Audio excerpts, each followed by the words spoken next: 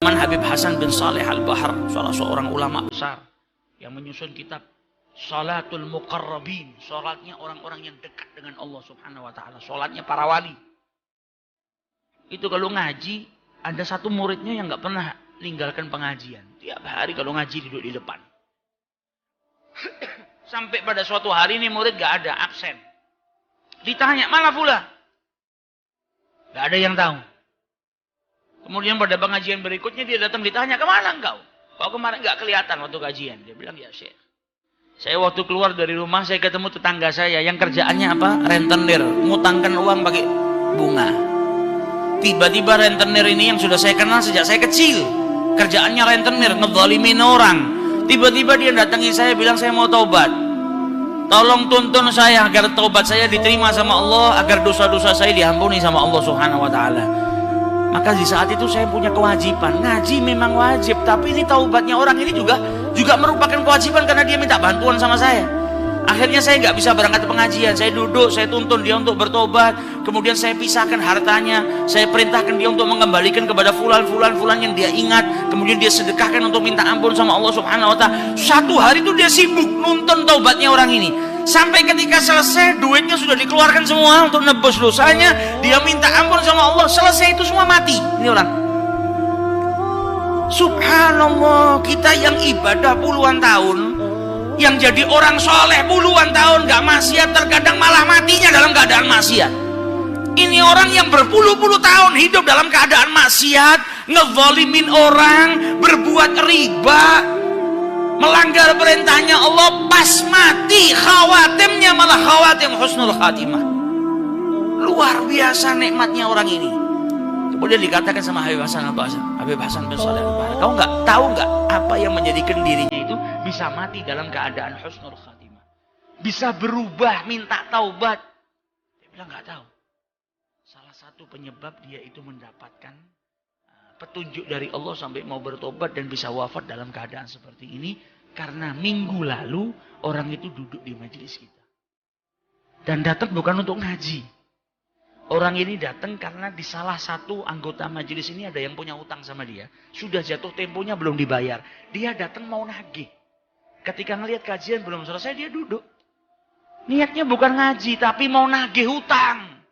Tapi karena rahmatnya Allah menghujani tempat-tempat majelis dzikir, majelis ilmu, ampunan Allah pun juga dihujani di tempat tersebut. Orang ini dapat petunjuk. Ketika dapat petunjuk, terbuka hatinya. Kalau sudah kebuka, dia pulang, mulai dia mikirkan perbuatannya. Mau sampai kapan saya seperti ini? Apakah yang seperti ini akan menjadikan saya ini nanti senang ketika dipanggil sama Allah? Saya punya uang banyak, tapi uang ini nggak saya bawa, saya mati. Saya mati butuh bekal apa? Amal. Kalau saya mati nggak ada yang nemenin saya kecuali amal perbuatan saya. Kalau itu amal baik, menyelamatkan saya. Kalau itu amal buruk, jadikan saya disiksa semua. Terus berpikir, akhirnya dia mendapatkan petunjuk dari Allah dan bertaubat. Jadi kalau kita peduli sama keluarga kita, peduli sama siapa, ya mungkin sekali, dua kali dia nggak mau, tapi jangan pernah putus asa. Anak kita kalau sakit gigi, kalau sudah nangis luar biasa, kita mau ajak dia potong cabut giginya. Pertama dua kali, tiga kali kan nggak mau dia.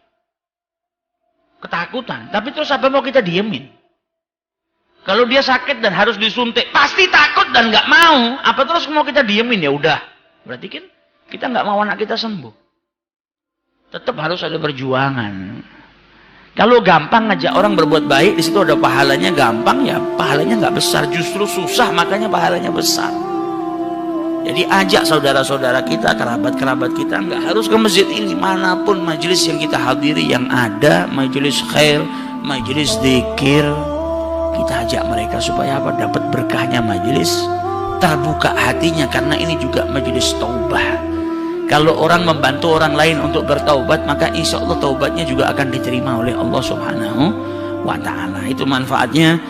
Orang yang bertaubat kepada Allah, maka dosanya sebesar apapun akan diampuni oleh Allah Subhanahu wa ta'ala. Jangan pernah menunda taubat karena kita nggak tahu mati itu kapan datangnya.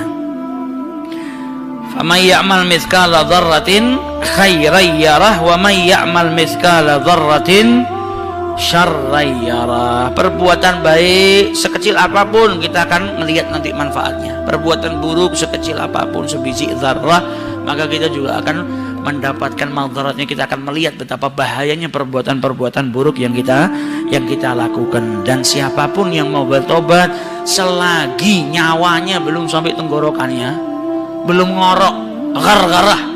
Orang kalau mau mati itu ada ngoroknya. Sebelum dia ngorok, kalau dia bertobat sama Allah, taubatnya diterima. Taubatnya diterima oleh Allah Subhanahu wa taala. At-taibu minadz-dzanbi kaman la dzanba lahu, kata Rasulullah. Orang yang bertobat daripada perbuatan dosanya maka seakan dia tidak punya dosa. Karena apa? Dosanya diampuni sama Allah.